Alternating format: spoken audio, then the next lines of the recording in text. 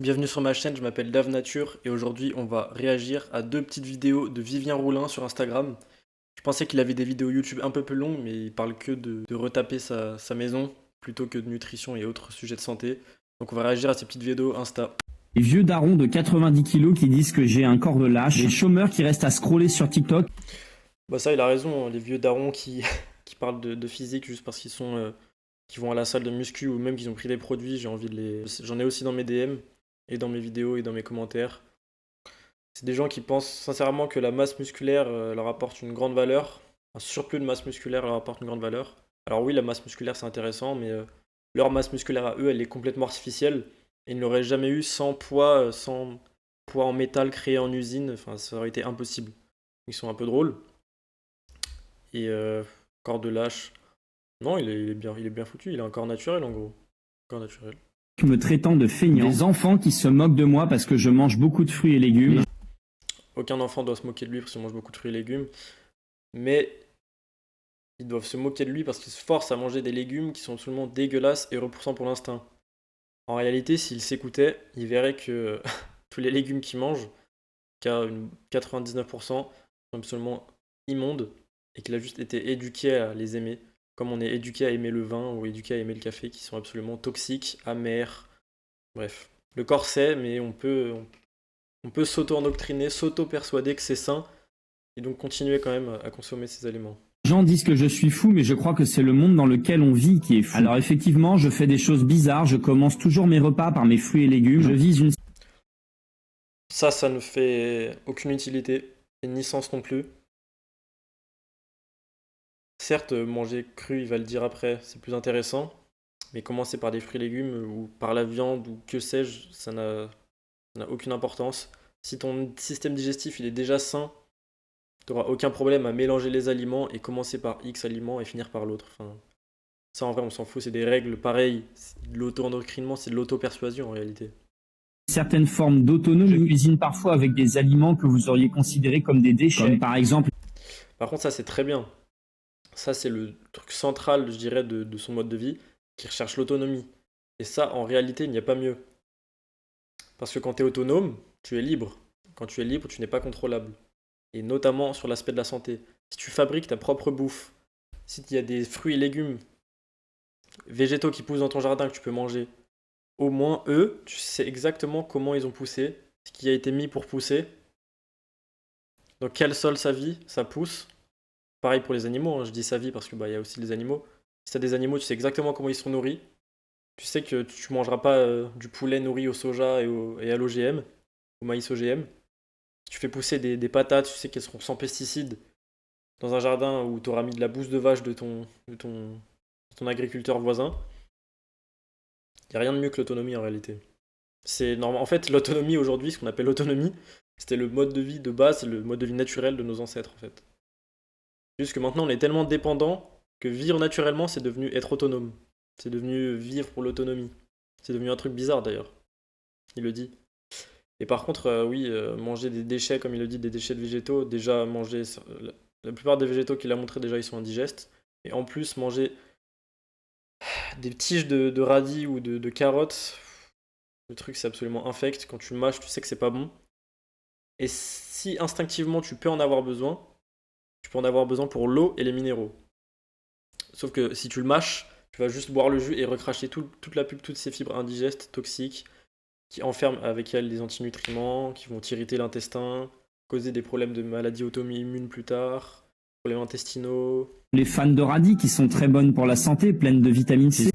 C'est ce qui est riche en vitamine C aussi, certains fruits, digestes pour l'homme, comme les agrumes. Essaye d'avoir un régime crudivore puisque les vitamines non cuites sont quand même meilleures pour la santé. Ça, c'est réel. Par contre, il parle de vitamines non cuites, comme si les vitamines pouvaient être cuites ou non. C'est plutôt les aliments qui sont cuits ou non cuits, et donc les vitamines qui seront impactées.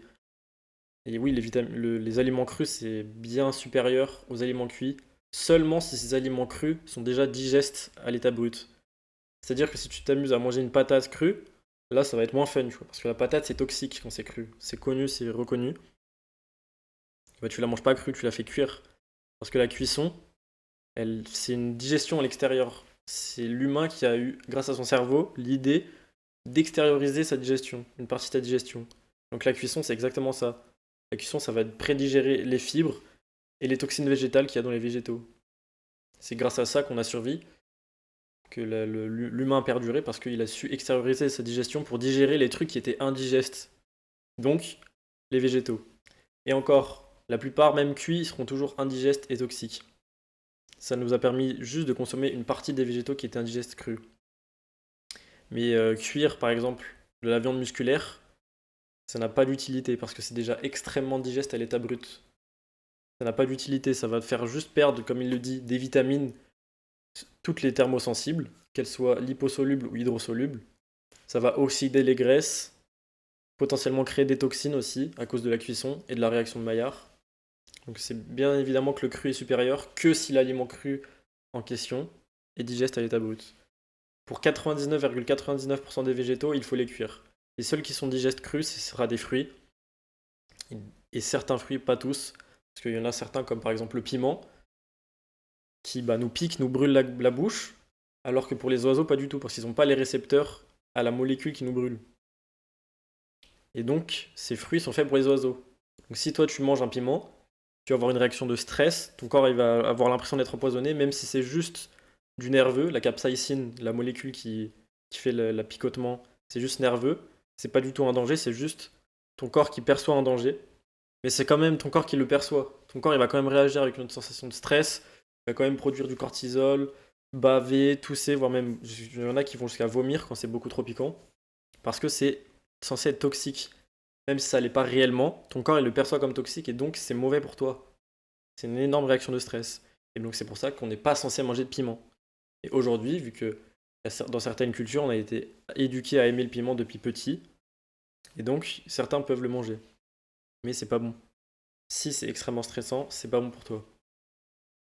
Et donc parmi ces fruits, il y en a d'autres aussi qui sont indigestes, mais je vais pas faire toute la liste, parce que la vidéo durait des heures. Je fais des soupes moi-même avec tous les légumes de mon jardin. Et c'est vrai que dans un monde machiste où on considère que la consommation de Ça c'est très bien, ça c'est très très bien. Mais par contre, protéines est reine, forcément un gars qui prône de... voilà, le rapport avec le machisme et la consommation de protéines, ça c'est...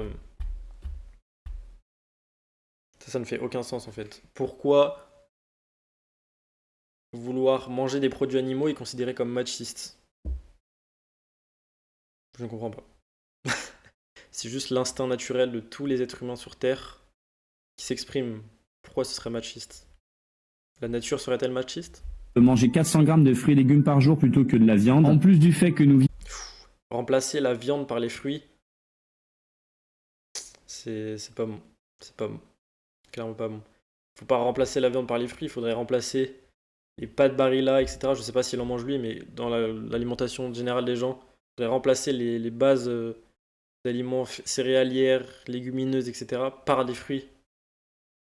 Ça, oui, clairement, ce serait beaucoup plus sain parce qu'il serait riche en glucides, en eau, en minéraux, vitamines qui n'auront pas été cuites et donc encore intactes, encore riches, notamment la vitamine C qui est extrêmement thermosensible, la plus connue. Mais remplacer ça par la viande, t'enlèves l'aliment le plus nutritif du monde. C'est-à-dire qu'on est fait de chair, tu vas manger de la chair est faite de chair, tu vas arrêter d'en manger, bah, tu n'auras plus du tout ce dont tu as besoin. La chair, il y a presque tout ce dont on a besoin dedans. Dans un animal entier, il y a tout ce dont on a besoin, puisqu'on est composé des mêmes molécules. C'est juste de la logique. Tu as des os, si tu manges des os, ce sera bon pour toi. Après, on ne mange pas les os crus à l'état brut parce qu'ils sont dans un état qui ne permet pas de nous de le digérer, on est obligé de le cuire. Ça fait partie des seuls produits animaux dont on est obligé de les cuire pour les consommer, donc les os, qu'on fait des bouillons avec. Mais si tu manges de la chair brute, crue, il constituera ce qui fait ta chair toi. C'est juste logique. Si tu manges de la peau, ça fera ta peau. Si tu manges de la cervelle, ça fera la cervelle. C'est juste logique. vivons dans un monde où la viande de mauvaise...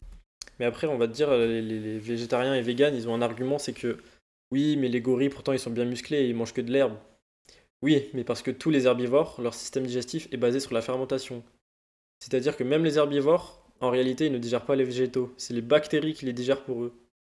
Dans leur intestin, dans leur système digestif, ce sont des bactéries qui vont manger les végétaux pour eux et qui vont en créer des nutriments qui seront bénéfiques pour eux. Et vous savez quels nutriments sont créés, notamment suite à la fermentation de l'herbe dans le système digestif du gorille. Du butyrate, qui est un acide gras saturé, qu'on retrouve aussi beaucoup dans le beurre. Comme c'est bizarre. La chair est donc faite de graisse saturée? qualité est souvent moins chère que les fruits et légumes. Ça crée une forme de défiance et pour autant je ne suis ni végétarien ni vegan. Et c'est vrai que j'évite de manger de la viande. Ça, c'est bien qu'il soit pas végétarien ni vegan parce que sinon sa santé en pâtirait. Ça en pâtirait très clairement. Surtout véganisme. Après, végétarien, c'est encore possible. Surtout si t'es pesco-végétarien, donc si tu continues à manger tout ce qui est fruits de mer, poissons. Mais le végétarisme pur et dur, c'est-à-dire sans chair, déjà, c'est un peu compliqué. Mais alors le véganisme, impossible d'être en bonne santé. Tous les jours parce que c'est vraiment mauvais pour la santé. J'en mange plutôt une fois par semaine. Manger de la viande tous les jours n'est absolument pas mauvais pour la santé tant que ton corps te le dit et que tu te forces pas pour des bénéfices santé parce que tu t'es auto-persuadé, tu t'es auto-endoctriné de bénéfices. Manger de la viande tous les jours est totalement possible. Par exemple, si tu as été vegan pendant 5 ans, tu vas avoir envie de manger des tonnes et des tonnes de produits animaux pour combler les carences que tu auras accumulées sur 5 ans et le manque tout simplement. Et après, au bout d'un moment, ça va se réguler. Peut-être qu'au bout d'un an, à manger, je sais pas moi, 500 grammes de viande par jour, ça va s'arrêter net. Pas s'arrêter net, mais juste réduire. Et tu vas finir par manger que de la viande rouge qu'une fois par semaine. Et tous les jours un peu de poulet ou de poisson, des fruits de mer, etc. Parce que je considère que ça reste un plaisir. À côté de ça, je mange La viande n'est pas un plaisir, c'est central dans l'alimentation humaine depuis la nuit des temps et c'est absolument capital pour apporter toute la nutrition dont on a besoin, notamment des protéines complètes, que ce soit dans l'aminogramme et dans la biodisponibilité. beaucoup de protéines d'origine végétale ou encore quelques protéines animales comme du fromage. On sait bien. Mais comparer les protéines animales aux protéines végétales, c'est pas possible. C'est absolument pas possible. Parce que les protéines végétales sont incomplètes, c'est-à-dire que l'aminogramme, donc les acides aminés qui constituent toutes les protéines, sont incomplets. C'est-à-dire que dans les végétaux, tu auras par exemple sur les 8 acides aminés essentiels, par exemple, que 4 qui seront présents en quantité suffisante pour avoir un apport idéal journalier. Même si tu as le même taux de protéines que dans la viande, par exemple, je sais pas, les lentilles, je sais même pas combien c'est de protéines, je crois que c'est 13% de protéines, donc c'est pas autant que la viande, mais bref, 13% de protéines, mais elles seront incomplètes, c'est-à-dire qu'elles n'auront pas du tout le même profil d'acides aminés que les protéines animales. Et en plus de ça, la digestion de ces protéines sera bien moindre dans l'intestin, dans l'estomac, dans notre système digestif. Pourquoi? Parce qu'elles sont végétales, qu'elles sont accompagnées d'antinutriments, de toxines végétales, des molécules qui nous empêchent de les digérer correctement. Et donc, les protéines des lentilles, il me semble que c'est environ 50% de digestibilité. Donc au final, si tu manges 100 grammes de lentilles, tu as mangé 13 grammes de protéines végétales incomplètes. Et en plus, tu vas réellement en absorber que 6,5. Donc les protéines végétales seront toujours inférieures aux protéines animales, toujours. Et surtout qu'elles ne sont pas du tout accompagnées des mêmes nutriments, c'est-à-dire pas autant en quantité ni en biodisponibilité encore. Enfin bref, les protéines végétales, c'est juste inférieur aux protéines animales, c'est tout. Clairement, clairement tout. Ou des œufs. Et c'est bien qu'ils consomment du fromage et des œufs pour les protéines animales, même si les œufs, c'est absolument pas ce qu'il y a de plus optimal pour les protéines. Et le fromage, c'est extrêmement, extrêmement sain. C'est du lait qu'on a fermenté, donc on a prédigéré. Donc il n'y a littéralement pas plus sain que ça. Donc c'est du produit animaux prédigéré. Il n'y a pas plus sain, plus digeste, plus bénéfique que ça. Après, ça dépend quel fromage t'achètes. Si t'achètes du camembert industriel pasteurisé, fait avec du lait de vache qui sont enfermés, qui vivent dans leur merde, torturés, etc. Là, non, ça va pas être bon pour ta santé. Mais si t'achètes du bon fromage directement de producteurs, par exemple à la montagne ou je ne sais quoi, où les vaches, elles auront pâturé, vécu naturellement, mangé naturellement, pour extraire leur bon lait, sachant que il faut que la race de la vache soit ancienne. Si elle est récente, le lait il aura un problème, il sera problématique pour la caséine A1, qui est une protéine qu'il y a dans le lait, qui est absolument indigeste. Et donc les races de vaches anciennes ont du lait avec une caséine de type A2 bien plus digeste. Donc ça, vache qui vit naturellement et mange naturellement de race ancienne, dont on extrait le lait et qu'on le fait fermenter naturellement, prédigérer naturellement, sans additifs, sans le pasteuriser, le lait il faut qu'il reste cru, là c'est extrêmement sain. Du coup tu auras toutes les minéraux, vitamines qui sont thermosensibles qui seront préservés, et aussi les enzymes et les bactéries, parce qu'il y a une grosse partie de l'alimentation qui est basée aussi sur les bactéries. Il faut savoir que dans notre corps, on a plus de cellules de bactéries que de cellules humaines. Donc on est plus une bactérie géante qu'un humain. Est-ce que tu te rends compte de ça? C'est pour ça que c'est central aussi les bactéries. C'est pour ça que c'est central de manger cru. Parce que quand c'est cru, il reste les bactéries, qu'elles soient dites bénéfiques ou méfaisantes. Il y a quand même toutes les bactéries, et les bactéries sont centrales dans la santé. Voyant manger, mes abonnés me traitent de gaucho. Alors de quoi est vraiment Bah si... En fait, l'alimentation, tout est politisé en réalité. L'alimentation y compris, donc je comprends pourquoi ses abonnés lui disent que c'est un truc de gaucho de manger plus de végétaux, parce qu'en général, c'est vrai que dans la gauche, c'est dans ces milieux où l'alimentation végétale et végétalisée, pro-végétale, est mise en avant. Mais c'est tout. constituer mon repas? Je commence toujours par des aliments crus, des fruits et des légumes de mon potager, notamment de la roquette et des tomates du jardin, ou encore La tomate, c'est un fruit, mais c'est assez spécifique parce que c'est un fruit qui fait partie de la famille des Solanacées, donc une famille de végétaux, qui sont quand même assez riches en toxines végétales, qui sont à la base, bah, parmi les Solanacées, il y a les piments, comme je vous ai parlé tout à l'heure, il y a aussi les poivrons, la tomate, l'aubergine, et c'est des végétaux qui sont assez riches en toxines végétales. Donc la tomate, en réalité, même si c'est un fruit, elle sera bien plus digeste et moins nocive cuite. Que la tomate, elle est très riche en oxalates notamment. C'est pour ça que traditionnellement, on a toujours fait cuire les tomates. C'est pour ça que traditionnellement, il y a la sauce tomate, la bolognaise, les lasagnes, machin. Toujours de la tomate cuite. La tomate a toujours été cuite dans la plupart des aliments, des plats traditionnels. Donc la tomate, déjà, je la ferai cuire. Si j'avais des tomates du jardin, ce que je n'aurais pas, j'aurais plutôt des fruits qui sont digestes crus. Ou des tubercules à la limite, si autant faire cuire, autant que ce soit riche en calories, parce que la tomate, bah, c'est très pauvre en calories. C'est essentiellement de l'eau. Et il mange quoi avec, il a dit, je sais plus. Mais ah oui, il commence par ses fruits et légumes du jardin. Bah, c'est mieux de manger que des fruits que ces légumes indigestes, comme il mange là, ces pousses de radis. Absolument indigestes, aucun intérêt digestif. Si ce n'est l'eau, comme j'ai dit tout à l'heure. Mais tu pourrais très bien en avoir de fruits qui sont digestes, sans toxines végétales, qui seront irritantes pour ton intestin, qui causeront des problèmes à long terme. Et à court terme, comme les gaz. des radis que je n'hésite pas également à faire en soupe quand je suis chez mes parents. Là, c'est beaucoup mieux. Bah, tu devrais manger comme chez tes parents, comme tu manges chez toi. Faire cuire tes végétaux. Si tu veux manger des végétaux, il faut absolument que tu les fasses cuire s'ils sont indigestes crus. Notamment bah, ces pousses de radis, il y avait des patates dans son bouillon, je crois. C'est beaucoup mieux de les faire cuire. De manger des fruits en premier en début du repas permet une meilleure assimilation des vitamines et une meilleure digestion. J'évite Non, ça n'a aucune preuve scientifique sur ça, absolument aucune preuve. Si tu as un système digestif sain, si tu ne manges pas 15 kilos de végétaux indigestes par jour, tu n'auras absolument aucun problème à digérer les fruits après ton repas ou avant ou au milieu. maximum les aliments transformés. En général, tu verras que quand tu manges, tu vas manger d'un aliment, par exemple, je sais pas, tu manges du poulet, au bout d'un moment, tu auras envie d'eau ou de sucre. Bah, à ce moment-là, tu peux manger ton fruit qui est très juteux, par exemple, je sais pas, une clémentine, ce que je mange beaucoup en ce moment, clémentine et poulet. Au milieu du repas, ça n'a aucune. Si pendant ton repas, tu as le besoin qu'il faut que tu manges sucré et juteux, tu dois le faire. Si tu te forces à ne pas le faire, c'est juste que tu ne t'écoutes pas et donc que tu es auto-persuadé que ce sera mauvais pour toi. Et donc, du coup, tu es auto-persuadé, c'est plus de l'auto-persuasion, c'est de l'auto-endoctrinement. Tu es auto-endoctriné. Tes croyances te bloquent sur ce qui est réellement sain, sur un instinct qui a évolué pendant 1 million d'années au moins à trouver ce qui était mieux pour lui. Et toi, tu crois que tu es plus intelligent que ça. Faut se rendre compte que c'est complètement fou. Je favorise les aliments bruts et toujours si possible biologiques. Le but étant toujours le même, ne pas m'empoisonner. Et comme on n'est jamais mieux. Ça, c'est extrêmement bien. Il avait très fortement raison, c'est de manger des aliments bruts, c'est-à-dire que bah, les meilleurs aliments, en réalité, ils n'ont pas de liste d'ingrédients. Ils sont pas industriels, il n'y a pas d'affichage de calories dessus. Mais par contre, je l'ai vu manger une banane et ça, je pense qu'il doit être français ou peut-être belge, je sais pas, mais ça n'a, même Canada, ça n'a absolument aucun sens de manger des bananes dans ces biotopes, que ce soit Belgique, Canada ou France. Les bananes ne poussent pas ici. Ça ne fait absolument aucun sens. Si l'avion qu'il avait amené, les mecs qui l'ont fait pousser avec des pesticides, etc., ils n'avaient pas existé, c'est-à-dire que la technologie n'avait pas existé, il n'aurait jamais eu accès à une banane. Ça n'aurait fait aucun sens.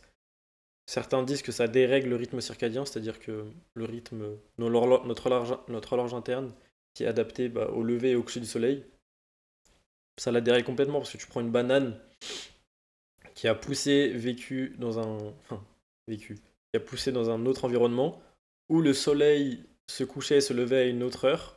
Tu vas absorber cette information parce que bah, les plantes absorbent la lumière, c'est connu. elles font de la photosynthèse, elles absorbent la lumière, et c'est à partir de cette photosynthèse qu'elles font leurs fruits notamment. Et tu vas donc absorber cette information lumineuse qui n'a aucun rapport avec là où tu vis. C'est pas quelque chose qui vient de ton environnement, c'est quelque chose qui a été apporté de l'autre bout de la planète, ça n'a aucun sens.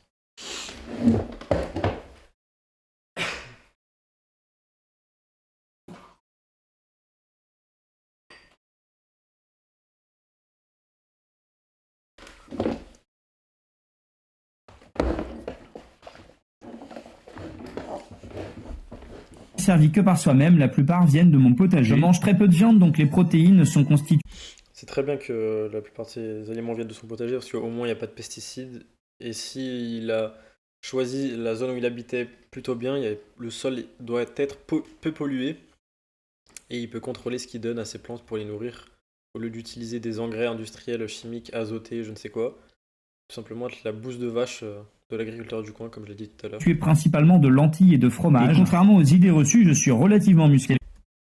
C'est vrai qu'il est relativement musclé, c'est un fait. Je sais qu'il va à la salle, j'ai déjà vu ses stories où va en salle artificielle. Ce n'est pas optimal, surtout si tu as une maison et un jardin, tu pourrais très bien te faire un petit home gym, même sans beaucoup d'argent. Te faire un petit home gym très simple, par exemple une barre en bois pour faire des tractions et des dips, et voilà. Pour faire les jambes, tu fais des fentes. Mais non, c'est comme base principale de protéines, lentilles et fromage. Fromage, oui, mais là, de ce que je vois, il en mange trop peu. Ce sera pas assez riche en protéines pour son corps. À long terme, il en pâtira. Même s'il en pâtira bien moins vite que des véganes, il en pâtira à long terme de ses carences. Et même, ça peut ne pas se voir sur une seule génération. Et ça se verra sur plusieurs générations. C'est le cas aujourd'hui chez nous. Par exemple, moi, quand je suis né, enfin, quand je suis né, après, plus tard avec l'adolescence, j'ai dû porter un appareil dentaire, ce qui n'est absolument pas normal, mais ce qui concerne presque, je crois, la moitié des adolescents de nos jours. C'est-à-dire que la moitié des adolescents, des êtres humains de nos jours, sont sous-développés. Parce que normalement, si tu te développes bien, suffisamment large, ton cerveau et ta mâchoire sont suffisamment larges, il y a suffisamment d'espace pour tes dents, et donc elles ne poussent pas tordues, et tu as toutes tes dents. Et tout se passe bien, t'as pas besoin d'appareil dentaire ou de je ne sais quel artifice pour rééquilibrer cette chose. Et ça se voit sur plusieurs générations. C'est ce que je disais, c'est que ça vient de plusieurs générations de carences et de pollution accumulées, depuis la révolution industrielle notamment. Donc ça fait au moins 2-3 générations qu'on accumule de la merde parce que bah, l'industrie a vu le jour et donc l'industrie a commencé à étendre sa merde partout dans le monde. La preuve que ce régime n'empêche pas la prise de masse. Mes protéines sont donc d'origine végétale et animale, avec le fromage et les œufs. Je rajoute toujours de l'ail dans mes lentilles, bien sûr qui provient de mon potager. Même s'il provient de ton potager, il n'y a au moins pas de pesticides, etc. Mais l'ail, nativement, c'est-à-dire que de sa propre nature, est toxique. Il y a à l'intérieur de l'ail des pesticides, c'est littéralement ça, des molécules qui sont anti-prédateurs, donc des pesticides naturellement créés par l'ail pour se défendre contre les prédateurs. Ça se voit tout de suite puisque l'ail, il est très toxique, il suffit de prendre une demi-gousse et de la croquer, et tu verras tout de suite pourquoi c'est toxique et pourquoi c'est néfaste pour toi. Si tu t'écoutais vraiment, tu mangerais jamais d'ail. Et si tu veux absolument en manger, il faut absolument le faire cuire, encore une fois, pour réduire énormément sa quantité de toxines végétales. Et ou en mettre un tout petit peu, parce que bah évidemment, plus c'est dilué, moins c'est toxique. Et ça restera toujours néfaste et inutile d'en manger en réalité. C'est de toute façon pas bon. Ce sera bien meilleur de manger des produits animaux et des sucres naturels que de manger des gousses d'ail aux lentilles. Un légume incroyablement bon pour la santé. Je rajoute ensuite du curcuma, un peu de poivre et un petit coup de... Aïe. Et en plus, curcuma, qui est une racine hyper toxique, et du poivre, qui est une baie, donc certes un fruit, mais un fruit toxique, parce qu'il contient énormément de toxines végétales. Pareil, il suffit de prendre... Vous prenez une boule de poivre, vous croquez dedans, vous allez comprendre pourquoi c'est toxique et néfaste. Ça se sent tout de suite. L'instinct c'est. Micro-ondes par là-dessus. Concernant les œufs, je n'hésite pas à en manger entre 3 et 4 par jour, contrairement aux idées reçues, c'est vraiment très bon pour la santé. Avec un tel régime, vous êtes... Ça c'est bien, c'est clairement bien, surtout que j'ai vu que c'était des œufs, bon, Carrefour bio, mais bon, au moins ils sont bio, et au moins ils sont, on appelle, il y a un code sur les œufs pour savoir quelle qualité ils sont et d'où ils viennent. C'est un chiffre qui est devant les lettres FR. Et je sais que les œufs Carrefour bio, c'est des 0 FR, donc c'est-à-dire la meilleure qualité possible, donc du plein air, du, d'une alimentation certifiée bio, etc. Et du vrai plein air. Comparé au 1FR, où là c'est des poules élevées en plein air, il me semble, mais le plein air est beaucoup plus petit, c'est-à-dire qu'elles sont dans des cages dehors, en gros. Après, tu as le 2FR, où là c'est des poules élevées au sol, donc les poules de batterie. Et ensuite, tu as le 3FR, donc là c'est des poules qui dorment comme ça à côté, voire l'une sur l'autre, qui se chient dessus, qui vivent dans leur merde, enfermés dans des hangars, etc. Donc ça, c'est... Faut absolument pas acheter ces œufs. Et le maximum que j'achèterais, ce serait du 1FR. Voir si vous êtes vraiment en galère de thunes, du 2FR, mais jamais en dessous. Et si possible, toujours du au moins 1FR, sinon c'est même pas considéré que déjà ce soit bon pour la santé. Et aussi bon pour l'environnement, puisque tu soutiens une industrie qui encule l'environnement, évidemment. Certain de rester en bonne santé tout au long de votre vie. N'hésite pas à t'abonner pour suivre Putain, mais c'est du beurre là qui met. Il parle pas du beurre par contre. Est-ce que c'est du vrai beurre? J'arrive pas trop à voir. C'est de la margarine là, c'est par contre c'est un très très mauvais choix. Mais je crois que c'est du vrai beurre, hein. On dirait du vrai beurre. Ah, si c'est du beurre, c'est très très bien. Il a fortement raison de le faire, parce que bah, dans le beurre, il y a des acides gras essentiellement saturés à chaîne moyenne, donc qui sont extrêmement sains, notamment le butyrate dont je parlais tout à l'heure, qui est créé par la fermentation intestinale des herbivores. Mais ouais, le beurre, clairement, c'est sain. Mais là, il gagnerait à... Déjà, s'il veut continuer à manger des lentilles, il gagnerait à les faire tremper et germer. Que la germination, c'est un processus naturel de la graine, parce que bah, une lentille, c'est une graine, si vous ne le saviez pas. Donc, la partie de la plante la plus riche en toxines végétales, mais bon, si au moins tu la fais germer, ça va activer tout un processus de libération des nutriments, parce que bah, les nutriments doivent être libérés pour que la plante puisse pousser ensuite. Et donc, si tu actives la germination, ça va activer tout plein d'enzymes, molécules, etc. pour que ça détruise une bonne partie des toxines végétales et emprisonne ces nutriments pour que la plante pousse. Et donc si tu commences à faire la germination un tout petit peu, donc si le germe il sort un tout petit peu, tu as juste à faire cuire les lentilles pendant 10 minutes et tu auras des lentilles bien plus digestes, bien moins riches en toxines végétales et plus riches en nutriments parce que bah, la germination active aussi certains nutriments, notamment la vitamine C. Donc là, ce qui gagnerait à améliorer, c'est juste faire germer ses lentilles, arrêter de manger des pousses de radis ou je ne sais quelle merde indigeste, et continuer à manger ces tubercules bien cuits en soupe, comme patates, carottes, que j'ai vu tout à l'heure. Et là, déjà, son alimentation, elle serait déjà bien plus saine et plus digeste. Même si son alimentation est déjà, on va dire, plus saine que l'alimentation moyenne des gens aujourd'hui, qui est évidemment ultra transformée. Mais c'est un peu trop, encore trop végétalisant son assiette en réalité. Et pas, non pas que les végétaux sont un problème, même si 99,99% des végétaux le sont. Et si c'était que des fruits, ce serait très sain. Bon, ce sera ma conclusion à cette vidéo, c'est que quand même Vivien Roulin est assez cohérent dans son mode de vie et d'alimentation. Il cherche l'autonomie, qui est extrêmement, un objectif extrêmement noble à mon avis. J'ai absolument le même. À long terme, je veux exactement vivre comme lui. Enfin, pas actuellement comme il vit, mais pas exactement non plus, mais vivre comme lui, le plus naturellement possible avec de la bouffe qui sort de mon jardin, que ce soit animal ou végétal, que des fruits et tubercules. Mais franchement, il y a beaucoup de cohérence. Il mange quand même sainement. On l'a pas vu boire du café, comme les vidéos précédentes, boire du café au lait de soja chauffé au micro-ondes. Donc c'est déjà bien mieux. Et il n'a pas l'air d'avoir énormément de polluants dans son mode de vie non plus, de ce qu'on a vu, parce que c'était un peu court. En réalité, j'aurais bien aimé qu'il fasse une vidéo 24 heures dans ma vie, pour voir réellement comment il vivait, pour juger vraiment son mode de vie.